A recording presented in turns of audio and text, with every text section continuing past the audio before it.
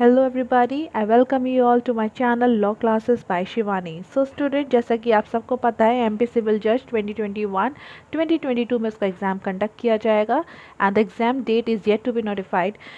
सो उसके सिलेबस में 5 मार्क्स के आपके लैंड रेवेन्यू एक्ट एक कवर होगा and the MP accommodation control act 1961. तो मेरे चैनल पे फ़िलहाल मैं आपको कवर कराऊंगी एमपी अकोमोडेशन कंट्रोल एक्ट 1961. यहाँ पे एग्जॉस्टिवली कवर किया जाएगा, कुछ भी आपका छूटेगा नहीं. इवन मैं ट्राई करूँगी आपको ज़्यादा से ज़्यादा यहाँ पे नॉलेज प्रोवाइड करने की, ताकि आप प्रीलिम्स के साथ साथ मेंस भी कवर कर सकें. तो जैसा कि आप लोग अपनी स्क्रीन पे देख सकते हैं, प्रीलिम्स का वेटेज है 5 नंबर का, 5 क्वेश्चंस आएंगे. मेंस का वेटेज 16 से लेके 20 मार्क्स का, 16 से लेके 20 मार्क्स का इस तरीके से कि 4 मार्क्स का जो है शॉर्ट क्वेश्चन टाइप का भी आ जाता है. अदरवाइज 8 मार्क्स का तो आपका वहाँ पे 2 क्वेश्चंस आते ही हैं. सो 82 16 एंड +4 उस हिसाब से 20 मार्क्स का कवर हो गया. तो आज के इस वीडियो में आपको मिलेगा एक तो पूरा जो ये एक्ट है एमपी अकोमोडेशन कंट्रोल एक्ट, उसका फुल एक स्कीम को मैं आपको बताऊंगी what is it is all about. And फिर हम पढ़ेंगे इसका जो प्रीलिम वाला चैप्टर है, जहाँ पे हम डेफिनेशन क्लॉज तक कवर करेंगे. देखिए डेफिनेशन क्लॉज बहुत ज़्यादा इंपॉर्टेंट है. जो 4 मार्क्स का जो नोट आता है लिखने के लिए मेंस में एंड इवन प्रीलिम्स में जो है इसकी डेफिनेशंस पूछी जाती हैं, तो वो भी आपका कवर हो जाएगा. चलिए आइए स्टार्ट करते हैं एमपी अकोमोडेशन कंट्रोल एक्ट 1961.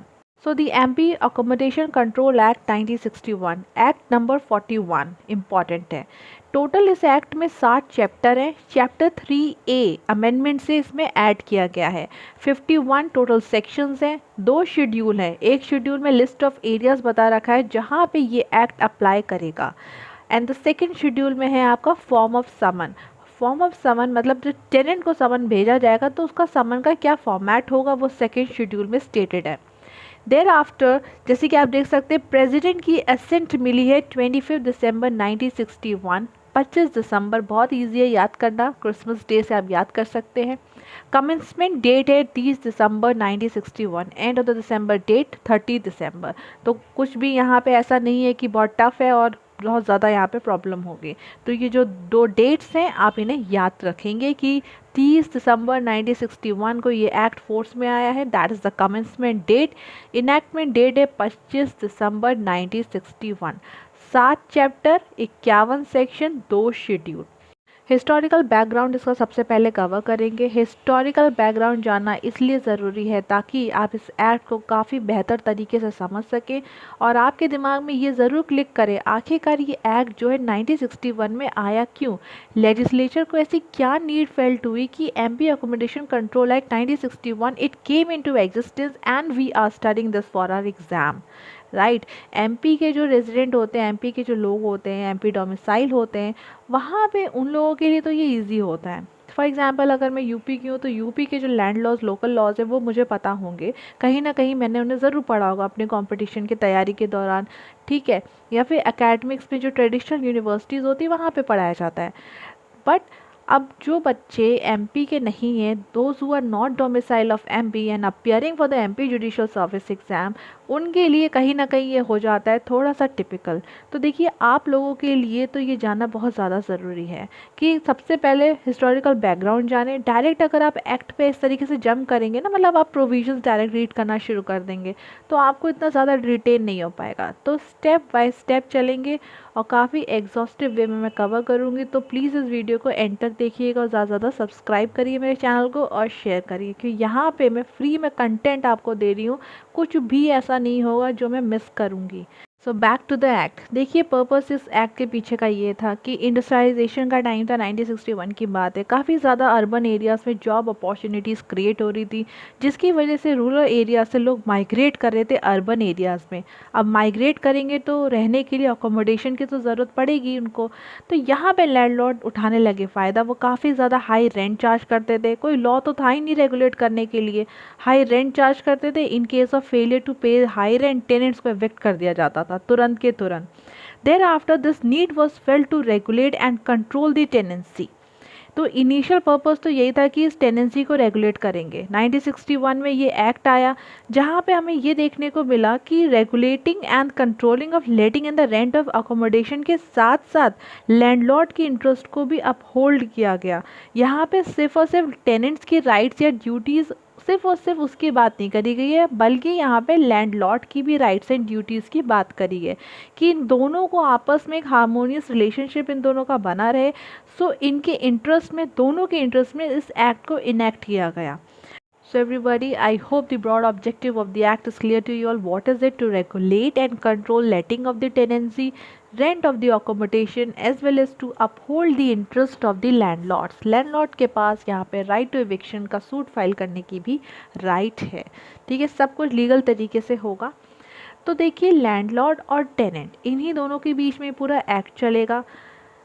सबसे पहले हम क्या करेंगे, ओवरव्यू कर लेंगे पूरा कि किस तरीके से चैप्टर्स हैं, कहाँ कहाँ जो है आपके सेक्शंस जो है डिवाइड करे गए हैं चैप्टर्स में, और चैप्टर जो है किस किस चीज़ से डील करता है। एक बार जो है कंटेंट देख लेंगे तो बहुत इजी हो जाता है चीज़ों को समझना। ठीक है, तो हमने हिस्टोरिकल बैकग्राउंड देख लिया। इनिशियली मैंने आपको बता दिया कितने चैप्टर है, कितने सेक्शंस हैं, हिस्टोरिकल बैकग्राउंड भी हो गया है। अब हम करेंगे इसका ओवरव्यू। ठीक है, चैप्टर 1 इस वीडियो में कवर होगा, तो एंड तक देखिएगा ज़रूर। Let's start with the overview of the whole act. Chapter 1 यहाँ पे प्रिलिमिनरी चैप्टर है आपका, section 1 to section 3, short title extend commencement, thereafter the definition clause. Definition clause काफ़ी ज़्यादा इंपॉर्टेंट है। यहाँ पे हम देखेंगे कि अकोमोडेशन क्या होता है, उसमें कौन कौन से प्रॉपर्टीज़ इंक्लूडेड है, कौन सी प्रॉपर्टी इंक्लूड नहीं की जाएगी, वो सब हम देखेंगे। लैंडलॉर्ड की डेफिनेशन, टेनेंट की डेफिनेशन काफ़ी इंपॉर्टेंट है, और मेंबर ऑफ फैमिली की definition, standard rent, rent controlling authority, lawful increase and the lease, ये है सारी डेफिनेशंस। चैप्टर 2 की बात करें तो चैप्टर 2 डील करता है the provisions related to the rent, section 4 to section 11। ठीक है, यहाँ पे हम स्टैंडर्ड रेंट के बारे में बात करेंगे। स्टैंडर्ड रेंट कौन फिक्स करेगा, लॉफुल इंक्रीज होगा स्टैंडर्ड रेंट में तो उसके लिए एक नोटिस सेंड किया जाएगा। ठीक है, उसके बारे में पढ़ेंगे। अनलॉफुल चार्जेस हैं यहाँ पे, उसे क्लेम नहीं कर सकते हैं। Rent in excess of the standard rent, it can not be recovered. So all of these things will be covered under chapter 2। Chapter 3, control of eviction of the tenant, section 11A to section 23। यहाँ पे tenant को protection दी गई है against the eviction, certain grounds है, और section 12 इसका काफ़ी ज़्यादा इंपॉर्टेंट है। ठीक है, चैप्टर 3A ये आपका 1983 के अमेंडमेंट से जो है ऐड किया गया है, eviction of tenants on the ground of bona fide requirement, like there are special landlords, bona fide requirement के बेसिस पे उनको वापस पोजेशन जो है। सो चैप्टर 3A के सेक्शंस हैं section 23A to section 23J। ठीक है, इसे याद रखेंगे, 1983 के अमेंडमेंट से ये चैप्टर ऐड हुआ है। Chapter 4 deals with the deposit of the rent, section 24 to section 27। Deposit of rent, देखिए जब भी रेंट डिपॉजिट करता है टेनेंट तो एक एक्नॉलेजमेंट रिसीप्ट होती है जो लैंडलॉर्ड उसे देता है। इन केस एक्नॉलेजमेंट रिसीप्ट नहीं दी तो क्या रेमेडीज़ है टेनेंट के पास। And one more situation can also be there, मान लीजिए कि लैंडलॉर्ड जो है टेनेंट से रेंट ले ही नहीं रहा है तो वो कहाँ पे डिपॉजिट करेगा। सो all of these things will be dealt under this chapter. Chapter 5, appointment of rent controlling authority, section 28 से सेक्शन 36 तक है ये। सो अपॉइंटमेंट, इसकी पावर, इसके फंक्शंस और इसके अगेंस्ट जो है अपील जो है ऑर्डर की कहाँ की जा सकती है, एडीजे के पास। तो रेंट कंट्रोलिंग अथॉरिटी से ये पूरा जो है आपका चैप्टर डील करेगा, power, functions and appeals. Chapter 6, special obligation of the landlords and the penalties, section 37 to section 44। Special obligations के साथ साथ है पेनल्टीज। स्पेशल ऑब्लिगेशंस क्या होंगे लैंडलॉर्ड की, कि प्रॉपर्टी को मेंटेन करना, रिपेयर, जितनी भी नेसेसरीज हैं वहाँ पे उसे ध्यान में रखना। ठीक है, और लेटिंग को कंट्रोल करना, टर्मिनेशन ऑफ टेनेंसी, पेनल्टीज़ के बारे में पढ़ेंगे। कॉग्निजेंस ऑफ ऑफेंस यहाँ पे कौन लेगा। So the last chapter that is chapter 7, miscellaneous chapter. यहाँ पे हम देखेंगे कि there are certain matters where the jurisdiction of the civil court are barred in those matters. So उन matters को study करेंगे, and even the rules are framed by the state government, वो सब चीज़ें जो हैं यहाँ पे हम discuss करेंगे। तो देखिए एक overview complete हो गया चैप्टर 1 से लेके chapter 7। what are the various chapter names, sections कहाँ से कहाँ तक है वो भी हमने देख लिया। They will run from section 1 to 3 in chapter 1, 4 to 11, 11A to 23, 23A to 23J, thereafter 24 से 27, 28 से 36, 37 to 44 and 45 to 51, that is the last chapter। चलिए अब हम स्टार्ट करते हैं chapter 1। So Section 1, short title, extent and commencement. This act may be called the MP Accommodation Control Act 1961. It extend to the whole of MP. ये जो act है पूरे MP पे लगेगा. The act shall in the first instance be in force in the area specified in the first schedule. It shall come into force in other areas of the state on such date as the state government may by notification appoint, and different dates may be appointed for the different areas and for the different provisions of the act, and thereupon the first schedule shall be deemed to have been amended accordingly. First schedule में जो आपकी area specified है वहाँ पे ये act जो है apply करेगा. State government time to time decide भी कर सकती है ऐसे और कौन से एरियाज होंगे. ठीक है. So this was about the section 1. Now we will study section 2. So section 2 is the definition clause. This is very very important. Prelims के साथ साथ मेंस में भी क्वेश्चंस यहाँ से फ्रेम हो जाते हैं. शॉर्ट नोट टाइप का आ जाता है लिखने के लिए, तो बहुत ही अच्छे से पढ़ेंगे. तो देखिए यहाँ पे है डेफिनेशन क्लॉज, यानी कि स्ट्रिक्टली जिस तरीके से यहाँ पे दे रखी हैं डेफिनेशंस आप उनका मतलब वैसे ही लेंगे. इंटरप्रिटेशन क्लॉज नहीं है ये. ठीक है. तो एज इट इज़ जो है मीनिंग लेना है. In this act unless the context otherwise require. Section 2A में अकोमोडेशन जो है डिफाइंड है. 2A A for accommodation and 2A में डिफाइंड है. जो भी प्रॉपर्टी लैंडलॉर्ड रेंट पे देता है, ठीक है, अगर वो प्रॉपर्टी 2A की डेफिनेशन में आ रही है तो वो अकोमोडेशन कहलाएगी. ठीक है.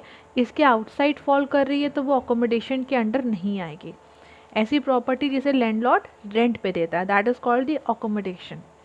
चलिए अब डेफिनेशन देखते हैं क्या है. Accommodation means any building or part of a building whether residential or non-residential and includes.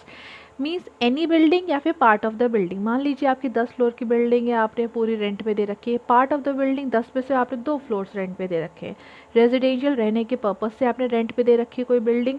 Non residential मान लीजिए कमर्शियल पर्पज़ से, शॉप के पर्पज़ से आपने जो है बिल्डिंग को रेंट पे दे रखा है.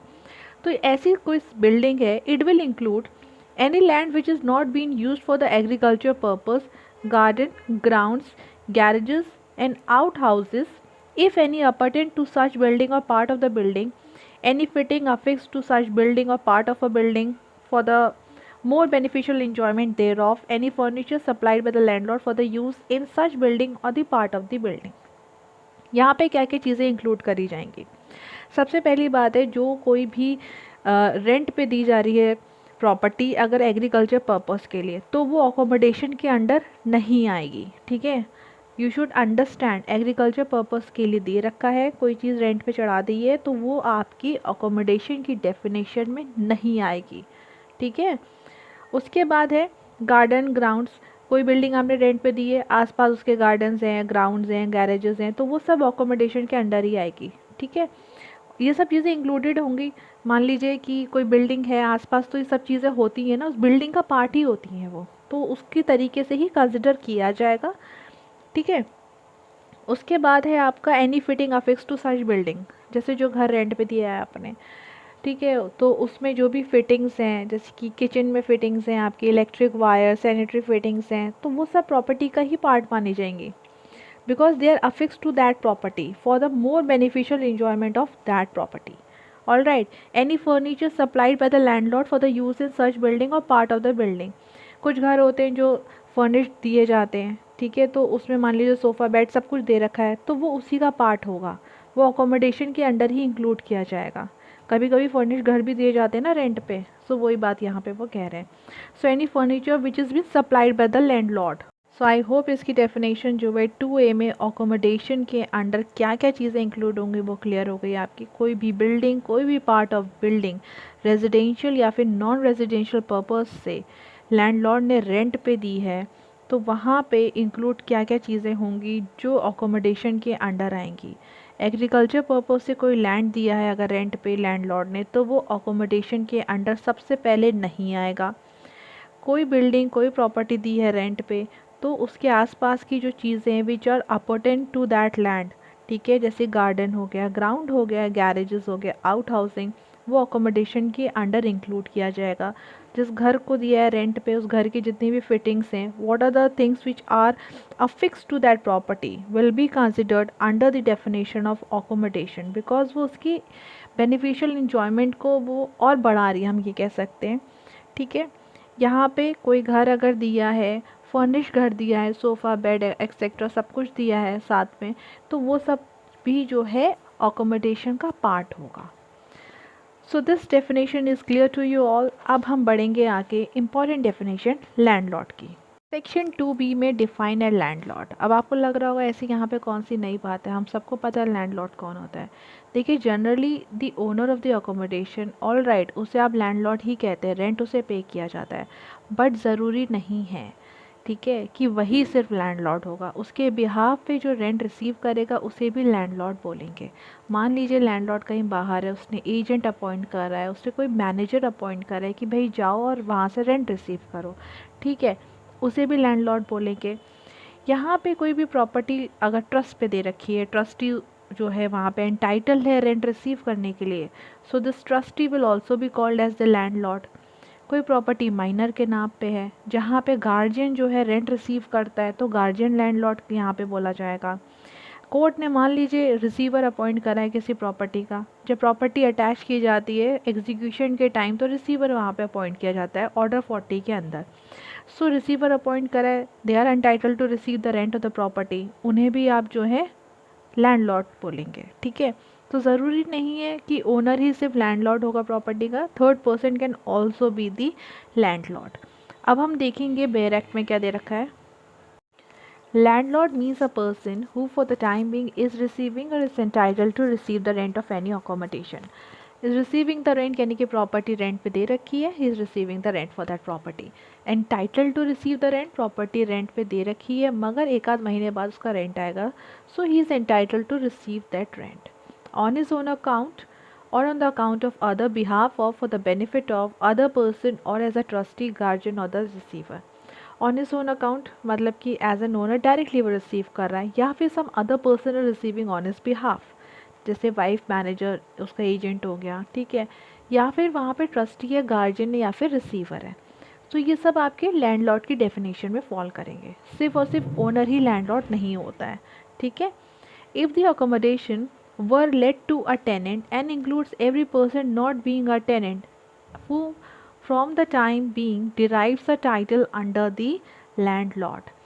Accommodation were let to a tenant मतलब फ्यूचर में प्रॉपर्टी को रेंट किया जाएगा, तो जो रेंट रिसीव करेगा, कौन रिसीव करेगा, the person who will derive the title under the landlord. Tenant को यहाँ पे एक्सेप्शन में इंक्लूड किया गया है। कहने का मतलब ये है कि प्रॉपर्टी ओनर की थी, उसने प्रॉपर्टी अपनी जो है मान लीजिए बेच दी, तो buyer will also derive that title, ठीक है। तो buyer will derive the title मतलब कि उसको भी आप लैंडलॉर्ड की कैटेगरी में ही डालेंगे, ठीक है, क्योंकि फ्यूचर में वो भी प्रॉपर्टी को मान लीजिए अगर लेट आउट करेगा, रेंट पे देगा, तो वो भी लैंडलॉर्ड कहलाएगा। अब यहाँ पे टेनेंट है, लैंडलॉर्ड ने प्रॉपर्टी जो है रेंट पे दे रखी थी और टेनेंट ने ही प्रॉपर्टी परचेज कर ली, तो टेनेंट को यहाँ पे लैंडलॉर्ड नहीं बोलेंगे, ठीक है। ऐसे सक्सेशन में भी प्रॉपर्टी जो है डिराइव कर सकते हैं, तो वहाँ पे भी वो लैंडलॉर्ड कहलाएंगे। सो आई होप ये जो है ना लाइन यहाँ पे, derives the title under the landlord, derives the title, property बेच दी, जिसको प्रॉपर्टी बेची वो भी फर्दर आगे जो है उसकी प्रॉपर्टी उसने मान लीजिए कभी रेंट पे दिया उस प्रॉपर्टी को, अकोमोडेशन को, तो वो भी लैंडलॉर्ड होगा। टेनेंट को दिया था प्रॉपर्टी मैंने, बट टेनेंट ने खुद ही मुझसे ख़रीद ली, तो टेनेंट कभी लैंडलॉर्ड नहीं कहलाया जाएगा उस केस में, ठीक है। तो ये डेफिनेशन होगी लैंडलॉर्ड की, काफ़ी ज़्यादा इंपॉर्टेंट डेफिनेशन है। आई होप यहाँ पे ये सब क्लियर हो गया है कि लैंडलॉर्ड कौन होगा। क्लियर हो गया ना कि ज़रूरी नहीं है owner will only be the landlord of the property, third person can also be the landlord, ठीक है। आगे बढ़ते हैं अब। सो 2I में हम डेफिनेशन देखेंगे अब टेनेंट की। I am the tenant, so 2I में डिफाइन है आपका टेनेंट। बेयर एक्ट में बाद में समझेंगे, पहले कुछ टर्म्स जान लीजिए। Contractual tenancy, statutory tenancy, tenancy by law, two types, tenant by will, sufferance. तो ये सब क्या टर्म्स हैं। मान लीजिए कोई प्रॉपर्टी जो थी रेंट पे दी गई, कॉन्ट्रैक्ट हुआ, ए ने प्रॉपर्टी अपनी रेंट पे दी बी को, 3 साल के लिए दी। उसके बाद क्या हुआ, ये जो 3 साल के लिए दी है कॉन्ट्रैक्चुअल टेनेंसी है, 3 साल बाद क्या होगा, ये जो टर्मिनेशन हो जाएगा टेनेंसी का, ठीक है। 3 साल के बाद भी टेनेंट ने प्रॉपर्टी का पोजेशन नहीं छोड़ा, he still continue to be in possession of the property, तो क्या उसे टेनेंट कहा जाएगा। सो यहाँ पे पोजेशन जो है, he was still in the possession of the property even after termination of the tenancy, yes, he will be called as a tenant by the virtue of law, by the statutory tenancy. Contractual tenancy, statutory tenancy 2I में दोनों deal करती हैं। तो यहाँ पे जो tenant होगा उसे बोलेंगे टेनेंट बाय लॉ। हो सकता है कि 3 साल के बाद वो लैंडलॉर्ड की कंसेंट से वहाँ पे रह रहा हो, लैंडलॉर्ड ने एक्सप्रेसली या इम्प्लाइडली कंसेंट दिया हो। तो अगर लैंडलॉर्ड की कंसेंट से ही वो रह रहा है, भले ही कॉन्ट्रैक्चुअल टेनेंसी जो है टर्मिनेट हो गई है, स्टिल इन द पोजेशन, तो उस केस में उसे बोला जाता है टेनेंट बाय विल। ठीक है। और अगर वो लैंडलॉर्ड की कंसेंट से नहीं रह रहा है, कॉन्ट्रैक्चुअल टेनेंसी जो है टर्मिनेट हो गई है, उस केस में उसे बोलेंगे tenant by sufferance. Tenant by sufferance, now still उसे टेनेंट बोला जाएगा। अब उसके अगेंस्ट जब तक डिक्री नहीं पास होगी एविक्शन की, ठीक है, जब डिक्री पास कर दी जाएगी तब भी वो अगर वहाँ पे he still in the position of the property, still he is living there, तो उसे बोला जाएगा इलीगल ऑक्यूपेंट। आई होप ये चीज़ आपको क्लियर हो गई है। कॉन्ट्रैक्चुअल टेनेंसी और स्टैट्यूटरी टेनेंसी दोनों आपकी 2I में डील करेगा। ठीक है। ये जो टर्म्स है ना, टेनेंट बाय लॉ, विल, सफरेंस, ये आपकी बैरेक्ट की लैंग्वेज में नहीं है, बट ये आपको पता होना चाहिए। ठीक है। सो मेरे चैनल को प्लीज़ लाइक करिए, सब्सक्राइब करिए, शेयर करिए। ऐसा कंटेंट आपको और कहीं नहीं मिलेगा। चलिए आगे देखते हैं बैरेक्ट में क्या है। So 2I, tenant means a person by whom or on whose account or behalf the rent of any accommodation is, or but for a contract express or implied would be payable for any accommodation, and includes any person occupying the accommodation as a subtenant, and also any person continue to be in the possession after the termination of the tenancy, whether before or after the commencement of this act, shall not include any person against whom any order or a decree for the eviction has been made. ठीक है। जिसने property rent पे ली है, tenant तो देखिए वही होगा, भले ही उसके बिहाफ पे कोई और रेंट रिसीव कर रहा है। ठीक है। तो इस केस में क्या है, कॉन्ट्रैक्चुअल टेनेंसी स्टैब्लिश होगी, कॉन्ट्रैक्ट एक्सप्रेस हो या फिर इम्प्लाइड हो, सब टेनेंट यहाँ पे इंक्लूड किया जाएगा। मान लीजिए ए ने प्रॉपर्टी जो है रेंट पे ली, ठीक है, फर्दर क्या करा, उसने जो है प्रॉपर्टी आगे सबलेट कर दी, बट यहाँ पे जो सबलेटिंग होगी, जो सब टेनेंसी होगी, वो लीगल होना चाहिए, मतलब कि परमिशन ली हो उसने लैंडलॉर्ड की। ठीक है। उसके बाद जो पार्ट है आपका continue in the position after the termination of the tenancy, तो यहाँ पे कौन सी टेनेंसी होगी, स्टैट्यूटरी टेनेंसी स्टैब्लिश होगी, टेनेंसी एट विल या फिर टेनेंसी बाय सफरेंस, जो मैं आपको अभी मैंने काफ़ी डिटेल में बताया है। याद रखिए tenancy by sufferance, it won't include any person against whom any order or decree for the eviction has been passed. ठीक है। यानी कि वो क्या होगा, इलीगल ऑक्यूपेंट हो जाएगा ना। मैंने आपको कहा कि टेनेंट तो वो रहेगा, ठीक है, क्योंकि वो बिना लैंडलॉर्ड की कंसेंट से वहाँ पे रह रहा है, बट जैसे ही उसके अगेंस्ट कोई एविक्शन का सूट आ जाए, कोई डिक्री पास हो जाएगी, तो उस केस में उसे बोला जाएगा इलीगल ऑक्यूपेंट, टेनेंट तब नहीं कहा जाएगा। सो स्टूडेंट, आई होप ये डेफिनेशन क्लियर हो गई है सबकी।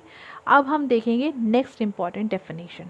The next important definition is member of the family, 2E में है। हमने यहाँ पे इंपॉर्टेंट डेफिनेशन ही ली हैं फिलहाल सबसे पहले, इसके बाद मैं और भी जो इसकी डेफिनेशन है उसे कवर करूँगी, जिन पे ज़्यादा नोट मेकिंग आती है। ठीक है, वो मैंने यहाँ पे कवर किया है। तो स्पाउस होगा लैंडलॉर्ड के मेंबर ऑफ द फैमिली में, उसका बेटा होगा, अनमैरिड डॉटर होगी, उसका भाई होगा, उसकी अनमैरिड सिस्टर होगी, उसके father, mother, grandfather, grand mother, चाचा चाची, ठीक है, पैटर्नल अंकल उनकी वाइफ या फिर विडो है। ठीक है।